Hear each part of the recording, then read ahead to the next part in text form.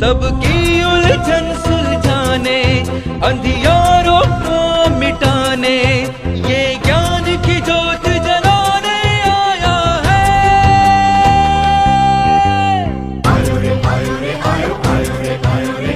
आयो। जैन जगत में तीर्थंकरों की परंपरा अनादिकाल से चली आ रही है। उन तीर्थंकरों की परंपरा में आज भरत क्षेत्र में वर्तमान 24 में अंतिम तीर्थंकर भगवान महावीर स्वामी। महावीर स्वामी जी ने हमारे लिए जीवन के उद्धार की सामग्री दी है। हमारा जीवन अत्यंत छोटा सा है, बौना सा है, और उस छोटे से जीवन में हमें विचार करना चाहिए कि हमारा आत्म कल्याण किसमें है। भगवान महावीर स्वामी जी ने अपने विचारों के अनुसार, अपने ज्ञानानुसार हमें तत्व का उपदेश दिया है। हमारा जीवन छोटा है और वो छोटे से जीवन में हमें विचार करना चाहिए। इस छोटे से जीवन में हमारी सोच हमेशा होनी चाहिए, हमारा आत्महित किसमें है। हमारा जीवन छोटा होने के साथ साथ क्षणभंगुर भी है। ये मनुष्य जीवन मानो पानी के बुलबुले के समान है। जब तक है तब तक है, लेकिन कब फट जाएगा इसका कोई भरोसा नहीं है। हमारा जीवन जलते हुए दीपक की तरह है,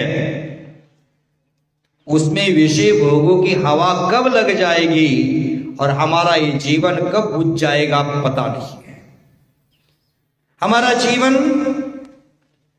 आकाश में उड़ती हुई पतंग की तरह है, कब कट जाएगा इसका कोई भरोसा नहीं है। ऐसी स्थिति में हम आत्म कल्याण का विचार करें। आत्म कल्याण करने चाहें तो सीधा साधा रास्ता है, उस रास्ते का आलंबन करना पड़ेगा। रास्ते तो दो प्रकार के हैं। एक रास्ता है शावक धर्म का, एक रास्ता है श्रमण धर्म का। शावक धर्म है वह प्रवृत्ति मूलक है और श्रमण धर्म है वह निवृत्ति मूलक है। साधु निवृत्ति में अपना जीवन जीता है और गृहस्थ है, शावक है, वो प्रवृत्ति में अपना जीवन जीता है। साधु महाव्रतों के साथ साथ निजानुभव करने के लिए तत्वों का चिंतन हमेशा करते हैं और शावकों को पाप से बचने के लिए जैनाचार्यों ने श्रावकों को पूजा, भक्ति, स्तवन, स्तुति, पाठ आदि कहा गया है और उसके माध्यम से श्रावक है अपना जीवन प्रशस्त कर सकता है। आज हमें कविवर्य भागचंद जी के द्वारा रचित महावीर भगवान का स्तोत्र है, महावीर अष्टक स्तोत्र है, उसका शुद्ध उच्चारण कर रहे हैं। श्रावक जीवन में स्तोत्रादि पूजादि की अत्यंत आवश्यकता है और उस आवश्यकता में हमें ज्यादा समझदारी का काम लेना है शुद्ध उच्चारण, शुद्ध अर्थ को समझ करके शीघ्रातिशीघ्र ऐसे पाठ का उच्चारण करके हमारे आत्मा का कल्याण कर लेना चाहिए। भव्य बंधु, इस काव्य में आचार्य भगवंतों ने पहले काव्य में कहा था, भगवान के चैतन्य ज्ञान गुण के बारे में कहा, भगवान के स्वरूप के बारे में कहा। आज वर्तमान में हम रूप के पीछे पागल है और भगवान स्वरूप में रमते हैं। तो पहले काव्य में स्वरूप के बारे में कहा था, दूसरे काव्य में कविवर्य ने कहा था कि भगवान का दर्शन है वो मनुष्य को कोप का अभाव करने वाला है। तीसरे काव्य में आचार्यों ने भक्तांबर का आधार लेकर यहां कहा, नमन्ना केंद्राली मुकुटमणि भाजाल जटिलम। भक्तांबर के पहले काव्य का सारा सार इस काव्य में रखा। पुनः दरदुर की जीवनी कही और उस जीवनी के माध्यम से उन्होंने अपना कल्याण कर लिया, स्वर्ग का सुख भोगता हो गया, ये चर्चा कर ली थी। आज कविवर्य चर्चा कर रहे हैं इस काव्य में विरोधाभास है, विरोध अलंकार रूप चर्चा है। परस्पर में चर्चा में हमें विरोध दिख रहा है और विरोध रूप कार्य यहां होगा। इस विरोध रूप कार्य में क्या कहते हैं देख लो। विरोधाभास अलंकार है तो कहते हैं, पहला उच्चारण करेंगे बाद में चर्चा कर लेंगे। कनत स्वर्णा, कनत स्वर्णा, कनत स्वर्णा, भासो, भासो, व्यपगत, व्यपगत, व्यपगत, कनत स्वर्णा भासो व्यपगत, कनत स्वर्णा भासो व्यपगत।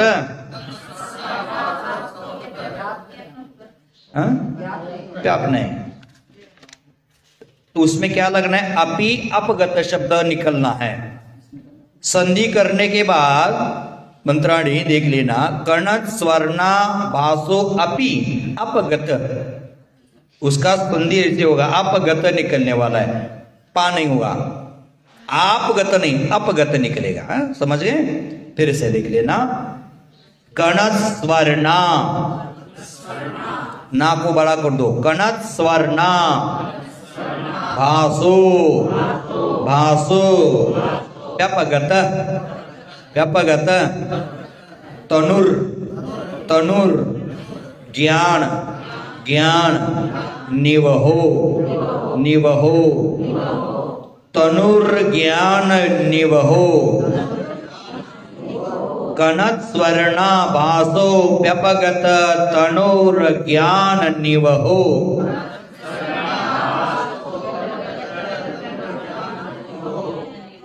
विचित्रात्मा पेको, मां को बढ़ा दो, हड़बड़ी मत कर देना, एक एक शब्द का उच्चारण करना। विचित्रात्मा पेको, विचित्रात्मा पेको, नृपति, नृपति, वर, वर, सिद्धार्थ, सिद्धार्थ, तनयः, तनयः, तनयः, विचित्रात्मा पेको नृपति वर सिद्धार्थ तनयः, विचित्रात्मा पेको नृपति वर सिद्धार्थ तनयः। अजन्मापि, अजन्मापि, अजन्मापि, श्रीमान, श्रीमान, श्रीमान, विगत, विगत, भव, भव, रागो, रागोद्भूत गति, रागोद्भूत गति, रागोद्भूत गति। महावीर स्वामी नयन पथगामी भवतु न।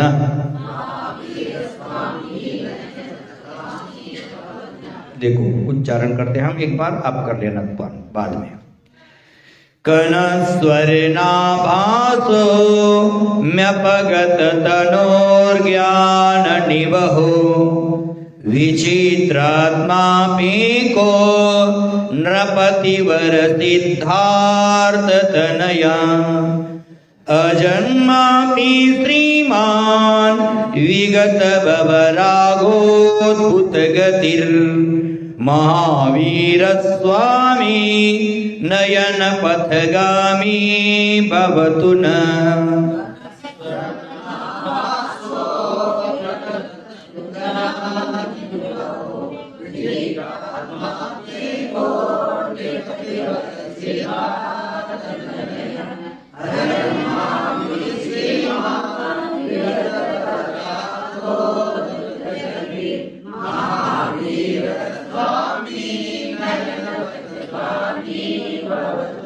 वो कितनी सुंदर चर्चा की है। एक ही काव्य में शात अस्ति शात नास्ति। एक ही काव्य में आप ऐसे हैं और आप ऐसे नहीं है। विरोध अलंकार कहते इसको। पहला शब्द है कनत स्वर्णाभासो, माने कनत स्वर्णाभासो, चमकते हुए सुवर्ण के समान।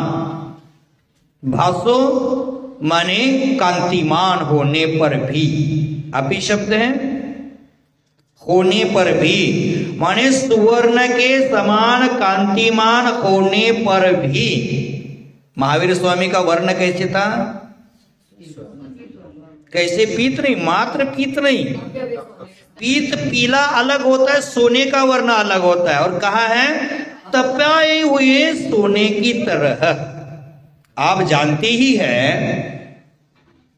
वर्तमान में 24 है, और वो 24 में प्रत्येक भगवान के वर्ण अलग अलग है।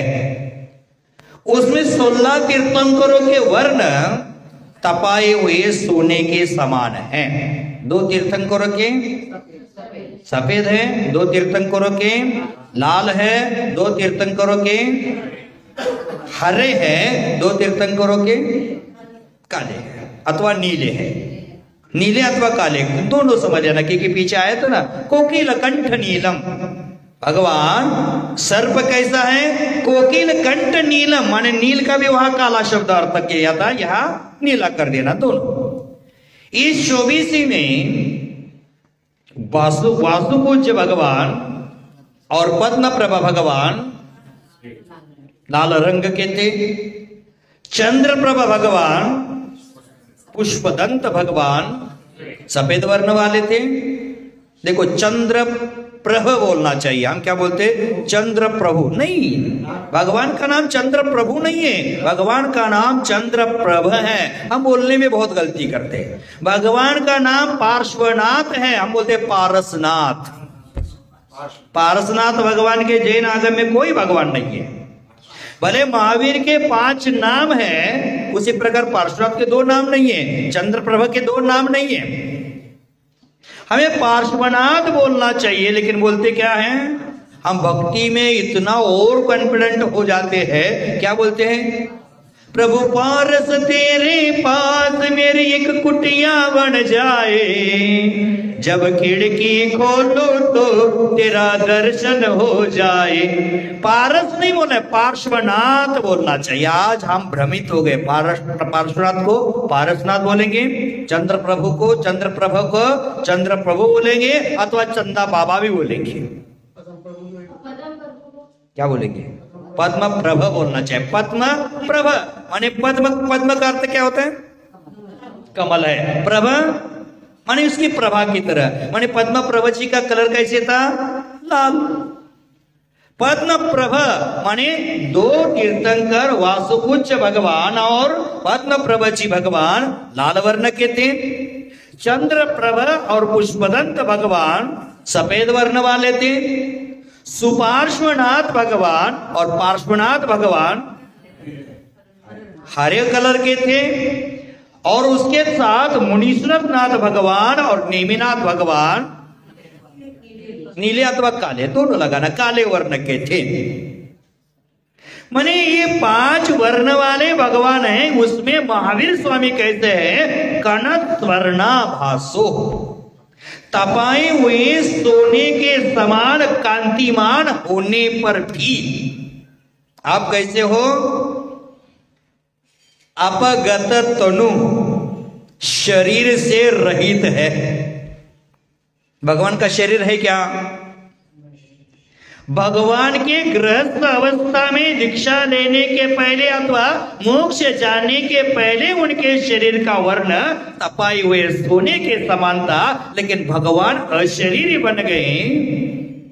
अपगत तनु, तनु का मतलब होता है शरीर, तनुजा, तनुजा का मतलब क्या हो जाएगा? शरीरधारी। ये पंकज होता है ना, ज माने जल हो गया, जलज होता है, उसी प्रकार धारण करने माने शरीर को धारण किया है उन्होंने।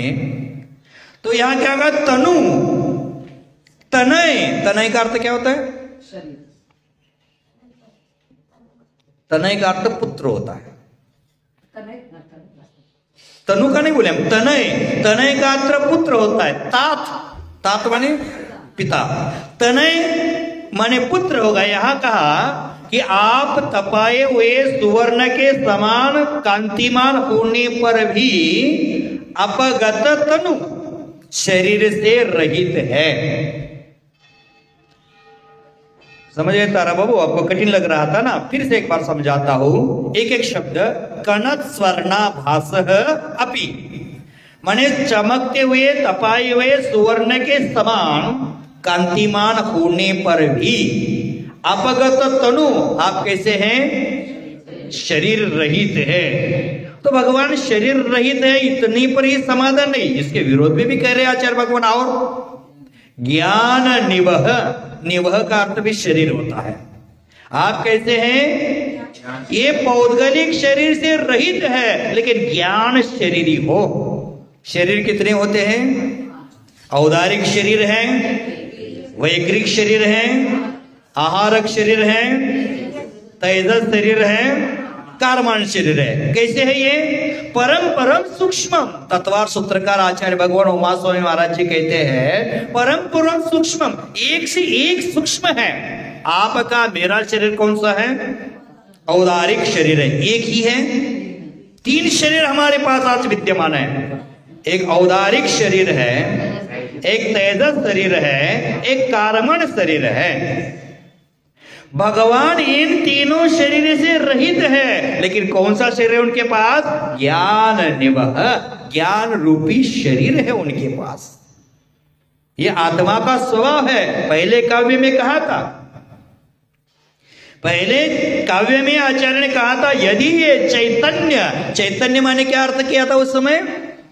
आत्मा नहीं, चेतन का अर्थ आत्मा होता है, चैतन्य का अर्थ केवल ज्ञान स्वरूप। माने भगवान कैसे हैं? ज्ञान शरीरी हैं, और हम कैसे हैं? औदारिक शरीर, जो 7 धातु से बना है, 7 धातु से बना हुआ है। और भगवान का शरीर मोक्ष जाने के पहले भी होता है परम औदारिक। वैक्रिक शरीर देवों को, नारकियों को होता है। औदारिक शरीर मनुष्य त्रियंचों को होता है। कारमान तेजस शरीर सभी के पास, संसारी जीवों के पास, सभी के पास बोलेंगे तो और गड़बड़ी हो जाएगी कि अरहंतों के पास, सिद्धों के पास भी आ जाएंगे। सभी संसारी जीवों को तेजस कारवान शरीर होते हैं। विग्रह गति में भी पीछा नहीं छोड़ते हैं। विग्रह गति में औदारिक शरीर छूट जाएगा, वहां वैक्रिक शरीर छूट जाएगा, लेकिन ये शरीर तो हमारे साथ रहेगी। तो क्या कहा यहां? तपाए हुए सुवर्ण के समान कांतिमान होने पर भी अपगत तनु माने शरीर से रहित। कैसे हो? ज्ञान निवह, ज्ञान शरीरी है। बंधु, आपको कलर कौन सा पसंद आता है?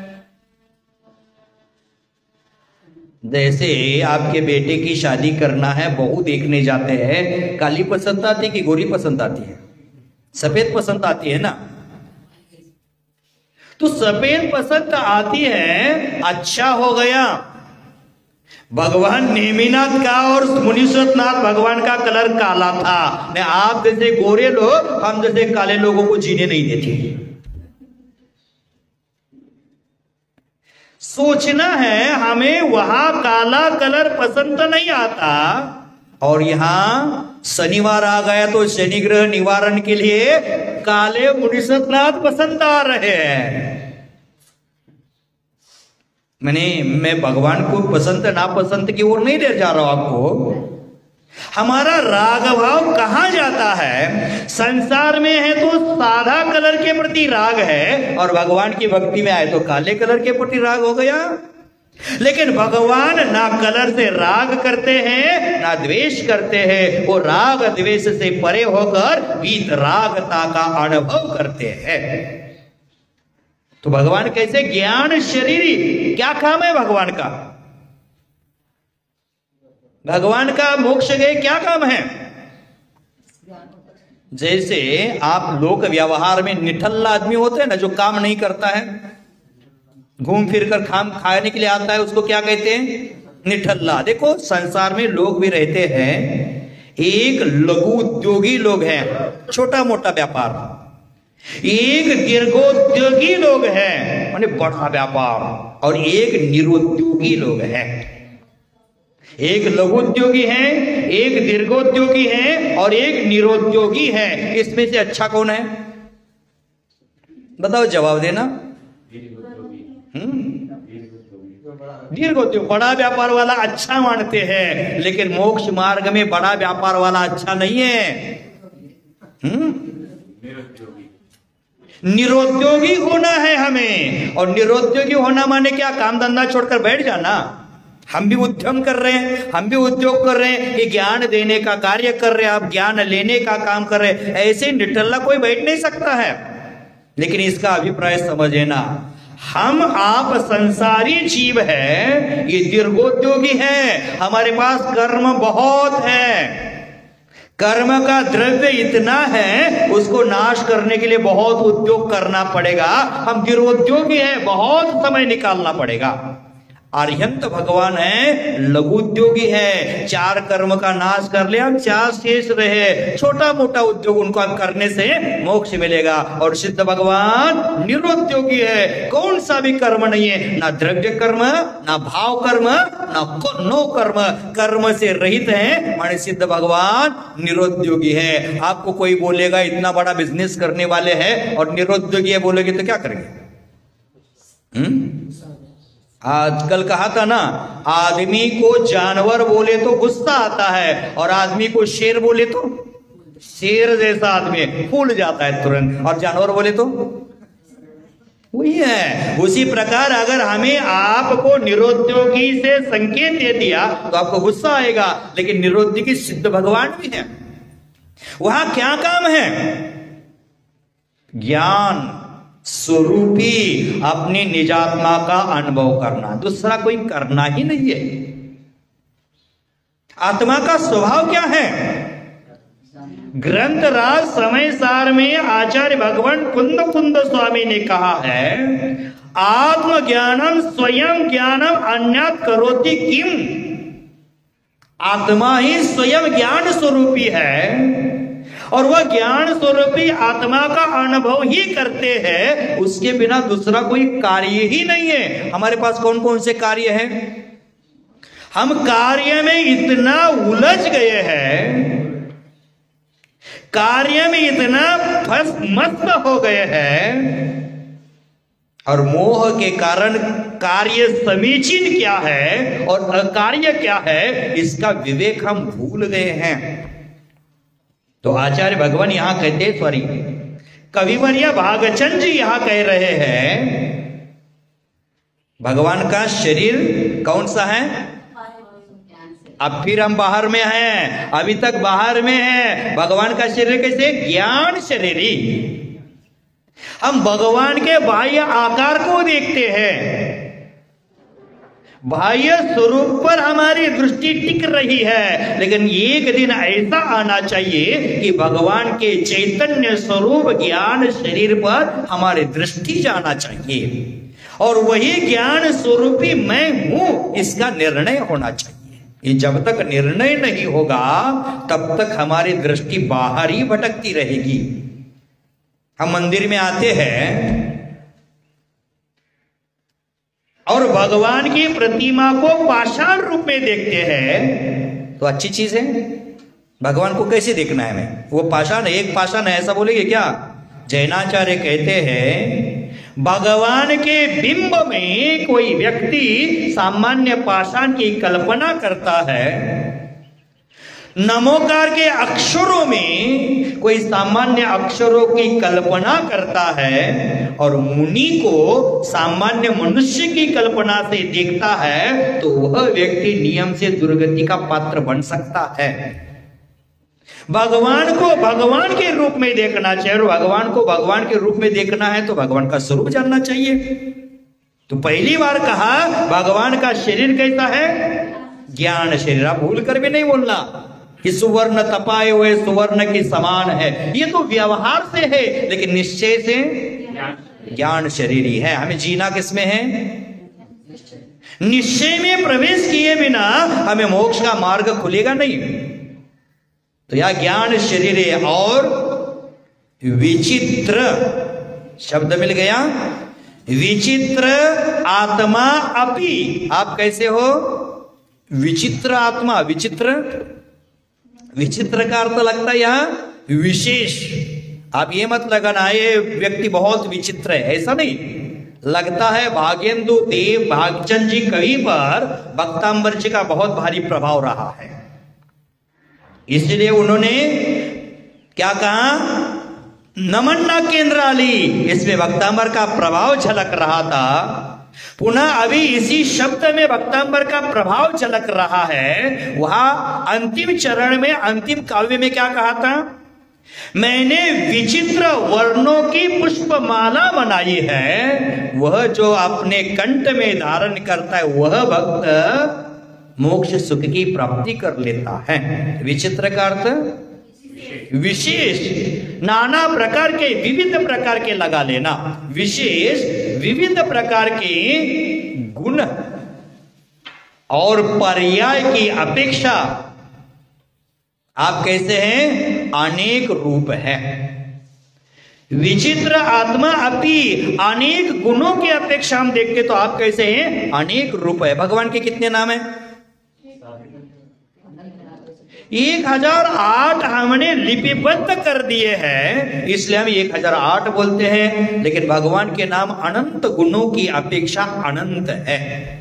उसी प्रकार यहां कहते हैं अनंत गुणों की अपेक्षा आप अनंत हो। भगवान कैसे हैं? विशेष गुण और पर्याय कि भगवान का ज्ञान कैसे है? अंतोंत रहिता। पहले काव्य में आया था कैसे भगवान का नाम? ज्ञान अंतोंत रहिता, अंत से रहित है, अनंत को वो जानने वाले हैं। तीन जगत में, मध्यलोक, ऊर्ध्वलोक, अधोलोक में जितनी द्रव्य है, उनके गुण हैं, उनके पर्याय है, उनको युगपत जानने वाले हैं। इसलिए भगवान का ज्ञान कैसे था? अंतोंत रहिता, अनंत रहित। इसी प्रकार यहां क्या कहते? गुण अनंत है, द्रव्य अनंत है, पर्याय अनंत है। इसी अपेक्षा से आप क्या है? अनेक रूप है। फिर भी अपि शब्द जुड़ गया। अनेक रूप होकर भी आप कैसे हैं? एक। एक शब्द आया है, अपि एक, माने आप एक हो। आप क्या है? अनंत पर्यायों को, गुणों को जानते हो, इसी अपेक्षा से आप अनेक हो। लेकिन आप निशुद्धात्मा को जानते हैं, अपने ही ज्ञान स्वरूपी आत्मा में रमते हैं, इसलिए आप क्या हो? एक हो। भगवान सर्वज्ञ हैं क्या आत्मज्ञ हैं? व्यवहार से भगवान सर्वज्ञ है, लेकिन निश्चय से आत्मज्ञ है।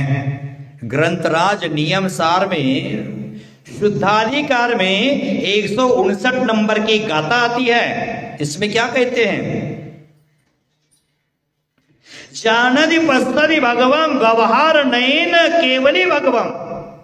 जानति पश्यति जानते हैं और देखते हैं, व्यवहार नयन केवली भगवान। व्यवहार नय से केवली भगवान जानते और देखते हैं, लेकिन निश्चय से अपनी आत्मा को ही जानते हैं और अपनी आत्मा को देखते हैं। इसी अपेक्षा से निश्चय नय से भगवान आत्मज्ञ है और व्यवहार नय से सर्वज्ञ है। हमारा दृष्टि कहाँ है आज तक? व्यवहार पर दृष्टि है। भगवान व्यवहार से सर्वज्ञ है, निश्चय से आत्मज्ञ है। भगवान का वर्ण व्यवहार से तपाए हुए सोने के समान है, निश्चय से। भगवान का चिन्ह महावीर स्वामी का भगवान का है कि उनकी प्रतिमा का है? भगवान की प्रतिमा को पहचानने का चिन्ह है, सिंह चिन्ह है भगवान की प्रतिमा को पहचान के लिए वो। तो यहां कहते हैं कि भगवान का शरीर है, वो ज्ञान शरीर है। विचित्र आत्मा अपि एक, माने विशेष गुण और पर्याय के अपेक्षा अनेक रूप होकर भी आप कैसे हो? सामान्य अपेक्षा से एक रूप है। जैसे आपके सामने गेहूं का बोरा रखा है, आप पूछा जाए इसमें क्या है तो आप बोलेंगे गेहूं है। एक है कि अनेक है? अनेक है, लेकिन बोला क्या गया? गेहूं का बोरा है। और विशेष से देखा जाए तो उस गेहूं के बोरे में गेहूं के दाने बहुत है, असंख्यात हो सकते हैं, असंख्यात हो सकते हैं। उसी प्रकार भगवान सामान्य रूप से एक है, सामान्य अपेक्षा से एक है गेहूं का बोरा, और विशेषता पूछी जाए तो अनेक है। उसी प्रकार भगवान विशेष ज्ञान गुण और पर्यायों की अपेक्षा क्या है? अनेक है। जैसे फूलों की माला है, उस फूलों की माला में गेंदा का फूल डाला है, लंबा लंबा चोल लाल गेंदा फूल, गेंदा का फूल डाला है, गुलाब का फूल डाला है, मोगरा का फूल डाला है, चंपा का फूल डाला है, मंदार का फूल डाला है और लटका दिया है वहां। आपको पूछा वो क्या है? क्या कहेंगे? माला है। सामान्य रूप से उसको माला कहा, लेकिन कौन कौन पुष्प से बनी है? तो अनेक रूप है। उसी प्रकार भगवान ज्ञान गुण और पर्यायों की अपेक्षा अनेक रूप है, लेकिन सामान्य से देखते हैं तो एक रूप है। समझ गए तारा बाबू? कितना सुंदर वर्णन किया है। बहुत कठिन कार्य है ये, एक ही काव्य में है और नहीं कहना, विरोधाभास अलंकार से युक्त बोलना बहुत कठिन कार्य है, लेकिन भागचंद जी ने उसको आसान बना दिया है। पुनः क्या कहा? नृपति। नृपति का अर्थ होता है राजा। वर, वर का अर्थ श्रेष्ठ। सिद्धार्थ, सिद्धार्थ का अर्थ महावीर भगवान के पापा का नाम, डैडी का नाम, पिताजी का नाम, तात का नाम। और सिद्धार्थ, पीली सरसों को भी सिद्धार्थ कहा जाता है। पंडित जी बैठे, पूछ लेना उनको। सिद्धार्थ पीली सरसों है, वो मंगल मानी जाती है, तो पीली सरसों को भी सिद्धार्थ कहते हैं। तो पहली बार सुनने के लिए तो साधुओं का सानिध्य पाना होता है। तो ये सिद्धार्थ तनय, तनय का अर्थ, अभी तनय कहा था ना, पहले एक बार मैंने प्रयोग किया था। तनय शब्द का अर्थ क्या हो गया? पुत्र। आप क्या हो? सिद्धार्थ तनय माने वर, श्रेष्ठ नृपति, श्रेष्ठ राजा के पुत्र होकर भी, अभी शब्द पुनः आ गया। सिद्धार्थ तनय अपि, अपि कहां मिला? अभी तक 3 बार अपि शब्द आया, माने भी। अपि के नहीं, वो हो गया, उसका अर्थ लग गया है। अब दूसरा अजन्मा पी, उसमें क्या है? आप सिद्धार्थ के पुत्र होते हुए भी अजन्मा। आप कैसे हैं? जन्म से रहित है। भगवान महावीर स्वामी का जन्मोत्सव है। अब भगवान महावीर स्वामी का जन्म है कि भगवान होने वाले महावीर का जन्म है? जो आ रहा वो तो जो पहले हुआ था वो जन्म। अब भगवान का जन्म होता है कि भगवान होने वालों का जन्म होता है? भगवान का जन्म तो होता ही नहीं है। भगवान होने वाले जीव का जन्म है। यहां क्या कहते हैं? भगवान आप कैसे हैं? श्रेष्ठ राजा सिद्धार्थ के पुत्र होकर भी आप कैसे हो? जन्म से रहित है। एक अपेक्षा से वो हो गया, दूसरी अपेक्षा से जन्म रहित क्यों है? आप पुनः संसार में दोबारा जन्म लेने वाले नहीं है, इसलिए आप कैसे हैं? अजन्मा। और हम बार बार जनन मरण, हमारा कोई ठिकाना ही नहीं है। आपने विशेषता क्या क्या जान ली? पहला कहा कि सुवर्ण के समान, तपाए हुए सुवर्ण के समान शरीरी होकर भी आप शरीर से रहित हैं, ज्ञान शरीरी है। विशेष गुण और पर्यायों की अपेक्षा अनेक रूप होकर भी सामान्य अपेक्षा आप एक रूप हैं। श्रेष्ठ राजा सिद्धार्थ के पुत्र होकर भी आप अजन्मा है। अब क्या बचा? श्रीमान। अब श्रीमान का अर्थ क्या होता है? श्रीमान, श्री का अर्थ लक्ष्मी। मनुष्य के पीछे जब से श्री लगता है ना, श्री और स्त्री से जो साधु बचता है वही आत्मा में रम जाता है। श्री माने लक्ष्मी, बहिरंग लक्ष्मी है, अंतरंग लक्ष्मी है। जो साधक बहिरंग स्त्री से बचता है, बहिरंग स्त्री से बचता है, वही अपने आत्मा में रमण कर सकता है, ब्रह्म स्वरूपी आत्मा में चरण कर सकता है, विचरण कर सकता है। तो यहां कहा श्रीमान। कैसे हैं आप? श्री से युक्त माने लक्ष्मी से युक्त है। फिर भी भगवान के पास कितनी लक्ष्मी है? एक अंतरंग लक्ष्मी है, अनंत चतुष्टय रूप, और बहिरंग लक्ष्मी है अष्ट प्रातिहार्य, समो शरण आदि। भगवान का जब विहार होता है तो उनके चरण जमीन पर नहीं। हम आज क्या करते हैं? हम इस मंदिर में आते आते इधर उधर घूमते हैं तो पैर में जूता चप्पल पहनते, ज्यादा महंगा कितना रुपए का? ज्यादा महंगा हमारे पास होगा तो 10-12 हजार का हम खरीद भी सकते हैं। लेकिन भगवान जब विहार करते हैं तो उनके चरणों में क्या होता है?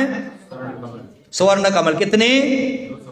225। एक दो नहीं। और कैसे होते? नव। भक्तांबर जी में शिखा है ना, नवीन, पुराने यूज नहीं होते हैं। हम एक जूता खरीद ले तो 2 साल यूज कर सकते हैं, लेकिन भगवान के चरणों में जो कमल रचना हो रही है नवीन, पुराने नहीं वहां होता है। और कितने? 225। कल्पना कर लेना, आदिनाथ भगवान की ऊंची कितनी थी? 500 धनुष्य। लगभग कितनी फीट?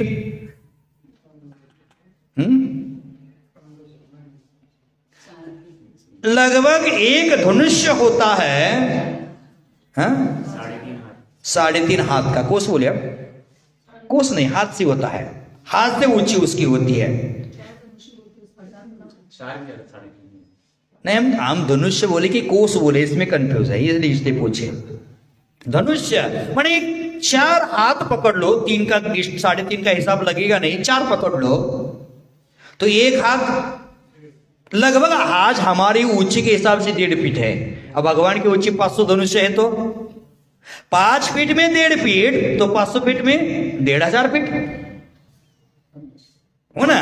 तो इतना बड़ा, और उसको गुना कर दो 4, लगभग 6000 हो गया ना, लगभग 6000 फीट की ऊंची है, तो उनका पांव इतनी, ये हॉल से भी बड़ा होगा, ये हॉल की लंबाई जितनी है उससे भी बड़ा एक पांव होगा। और पांव जिस कमल में रखना है वो सुवर्ण का है, वो कितना बड़ा, आपकी कॉलोनी की जितना बड़ा होना चाहिए। अब कॉलोनी जितना सुवर्ण का कमल बनाना है तो सोना कितना लगा, कल्पना में पहुंच रहा है। हम मात्र पढ़कर छोड़ना नहीं, हमारी चिंतन की धारा अत्यंत सूक्ष्म जानी चाहिए। जैसे गोताखोर होता है ना, नदी के किनारे, समंदर के किनारे तैरने से उसको रत्न नहीं मिलेगा, गोताखोर को समंदर के तल में जाना पड़ेगा तभी रत्न मिलेगा। और ये जिनवाने का अध्ययन करने का आनंद तब मिलेगा चिंतन की गहराई में पूछेंगे तब। तो अब कल्पना कर लेना, इतने कॉलोनी जितना बड़ा सुवर्ण बनना, कमल बनाना कितना पैसा लगेगा, कितना सोना लगेगा। एक अनुमानित बोल देना 500 किलो, 1000 किलो। अब 1000 किलो 10 ग्राम का दाम यहां 50,000 रुपए चल रहा है। 1 किलो का 50 लाख, 10 किलो का 5 करोड़, अब 1000 किलो का करो। अब इसका हिसाब किताब हमारे पास तो नहीं है, आपका कंप्यूटर है, हैंग हो जाएगा, कैलकुलेटर भी काम नहीं करेगा यार। आपका हार्ड डिस्क है, काम करेगा नहीं, वहां हैंग हो जाएगा पूरा।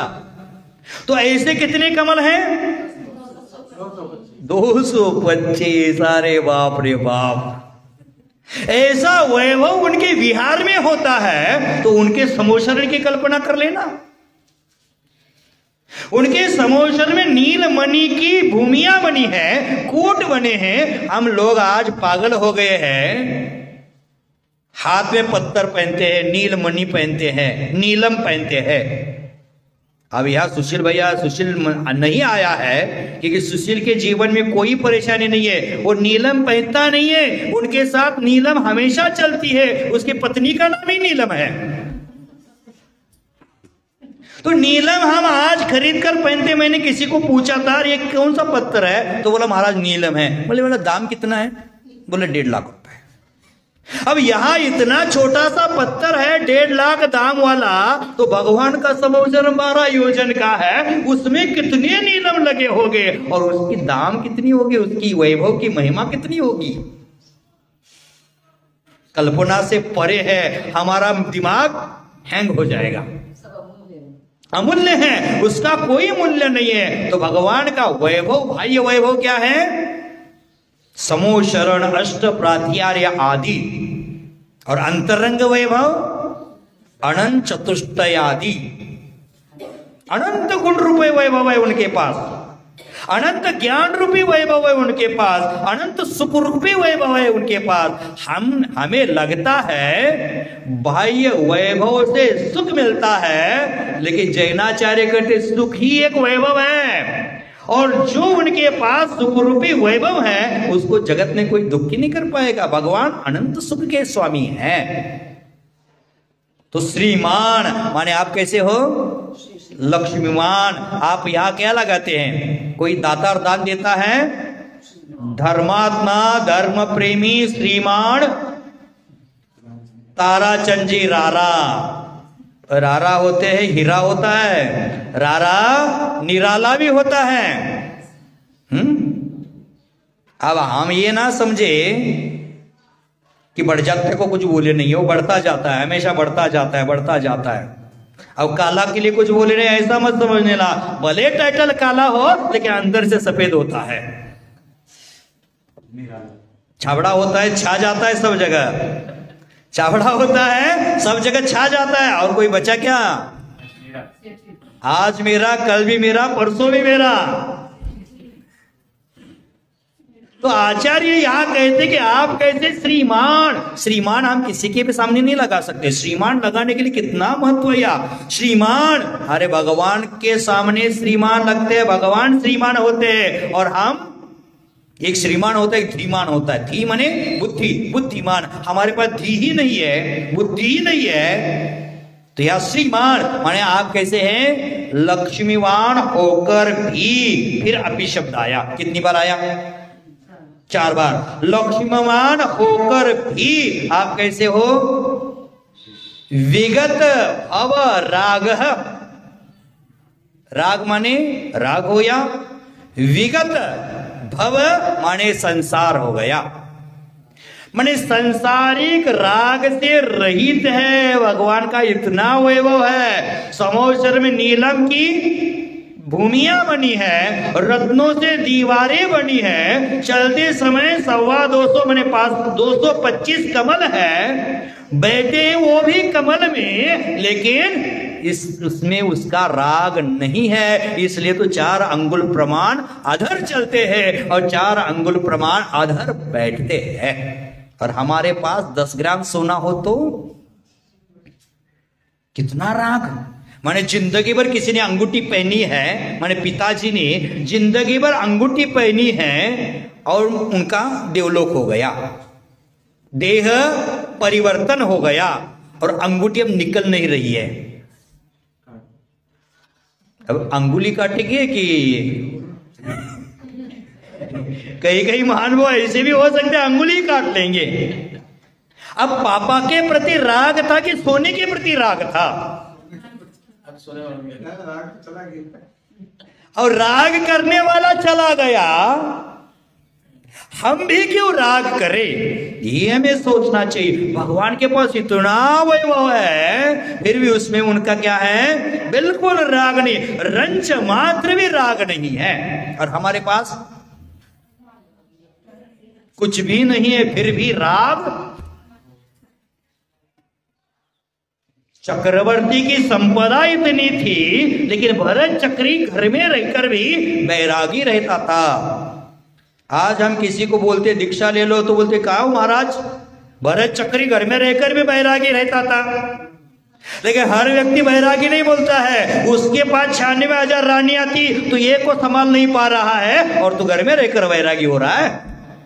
ये उदाहरण मत देना, वहां यह उदाहरण देना कि शांतिनाथ भगवान भी चक्रवर्ती थे, कुंतुनाथ भगवान भी चक्रवर्ती थे, अरनाथ भगवान भी चक्रवर्ती थे, उन्होंने वह राग भाव छोड़ दिया, आप क्यों नहीं छोड़ रहे? हमें मात्र भरत जी का उदाहरण याद आता है। हम राग की आग में झुलस रहे हैं, इसीलिए हम दुखी हो रहे हैं। पंडित दौलत राम जी चढ़ाला में कहते हैं ना, ये राग आग दहे सदा ताते समामृत से ही, राग रूपी अग्नि हमें जला रही है। राग से कर्म का बंध होता है। आचार्य भगवान वट्टकेर स्वामी जी ग्रंथराज मूलाचार में गाता कहते हैं, रत्तो बंध निकम्म मुंचन विराग संपन्नो ऐसो जिनवदेशो। क्या कहते हैं? रत्तो बंध निकम्मम, राग से कर्म का बंध होता है, मुंचदि विराग संपन्नो, और वैराग्य से संपन्न व्यक्ति होता है वो कर्म से मुक्त होता है। ऐसो जिनोदेशो, ऐसा किसने कहा है? जिनोदेशो, जिनेन्द्र देव का उपदेश है। हमें आधार देना पड़ेगा ना। यहां अगर कोई कुछ बोल देगा मुझे कि महाराज जी ऐसा करना है, हम बोलेंगे क्यों? तो प्रमाण देना पड़ेगा, किसने बोला है? तो आप बोलेंगे समाज के मंत्री जी देवेंद्र भाई जी ने बोला है, समाज के प्रेसिडेंट अजित काका जी ने बोला है, समाज के श्रेष्ठी प्रकाश चंद काला जी ने बोला है। तो श्रेष्ठ व्यक्ति का नाम लेते हैं तो उसको प्रमाण माना जाएगा। और वहां कोई बोलेगा टोटो बोला है, डुग्गू बोला है, मानेंगे प्रमाण?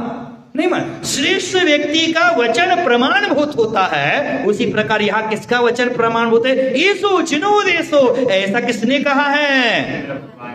यहां आचार्यों ने नहीं कहा, या विद्वानों ने नहीं कहा, यहाँ तीर्थंकरों ने भी नहीं कहा, यहाँ किसी विशेष तीर्थंकर का नाम नहीं लिया। कैसे? ऐसो जिनोदेशो, ऐसा जिनेन्द्र देव ने कहा है। इसलिए क्या करो? मां रज्य, उसमें राग न करो।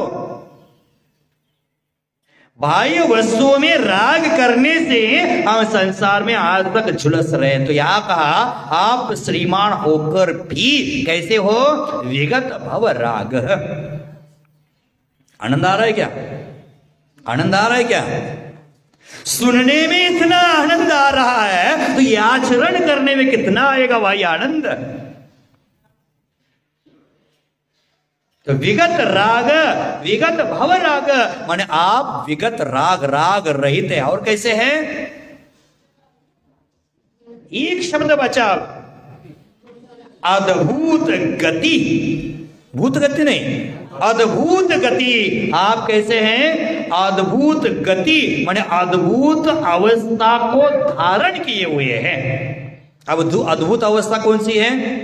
जो भूत पूर्व में कभी धारण नहीं की थी। संसार में जन्म मरण करते हुए हमने मनुष्य पर्याय कितनी बार धारण कर ली? कोई गिनती नहीं।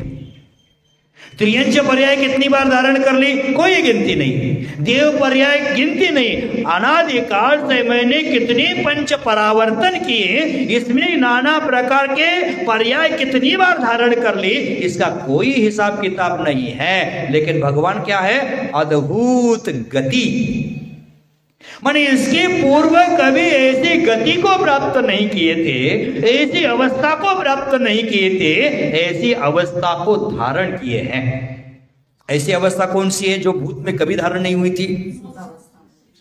हमने अनंत अनंत पर्याय धारण कर लिए, लेकिन अर्यंत अवस्था रूप पर्याय को आज तक धारण नहीं किया।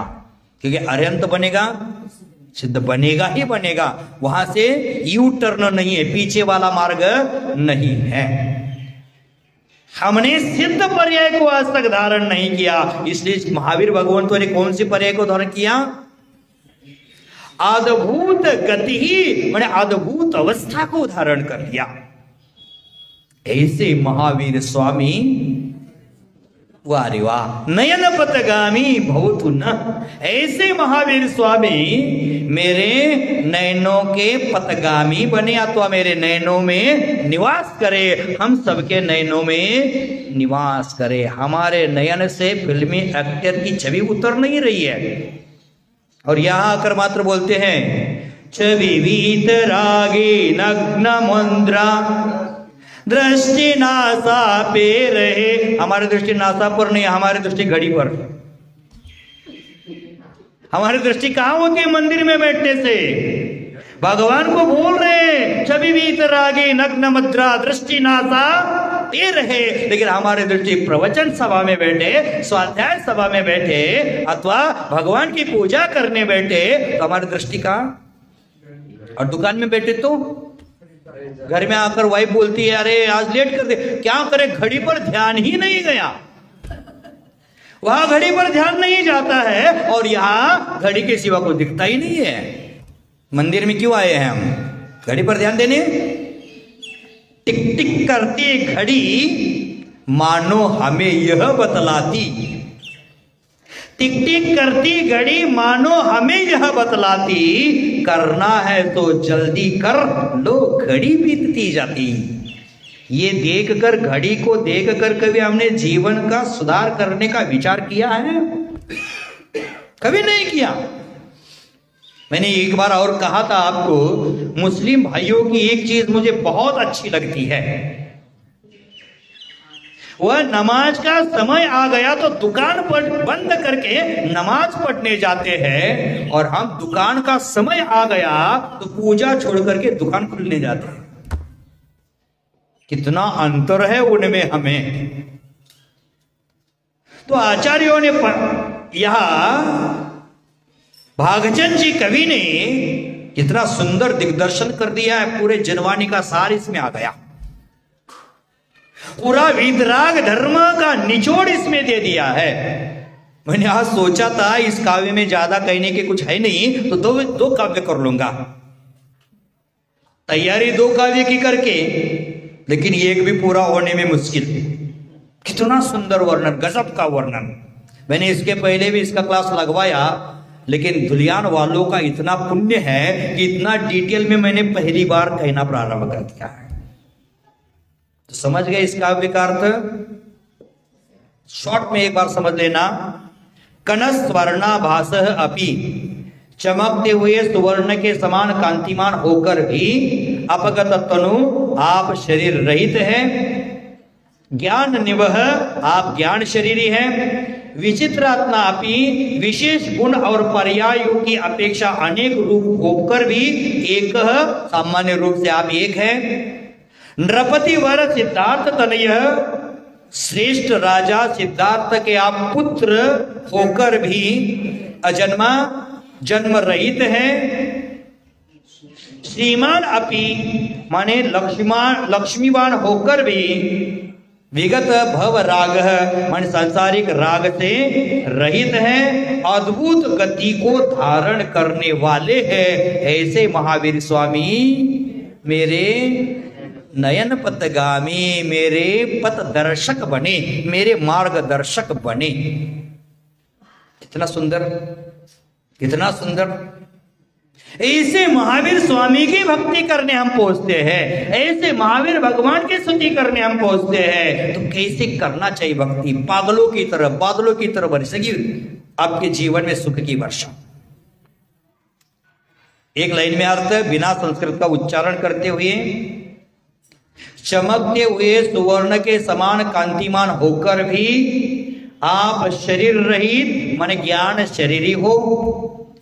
विशेष गुण एवं पर्यायों की अपेक्षा अनेक रूप होकर भी सामान्य रूप से आप एक हैं। श्रेष्ठ राजा सिद्धार्थ के पुत्र होकर भी आप जन्म रहित हैं। आप लक्ष्मीवान होकर भी सांसारिक राग से रहित हैं। अद्भुत अवस्था को धारण करने वाले हैं। ऐसे महावीर स्वामी मेरे पथदर्शक बने, मेरे मार्गदर्शक बने।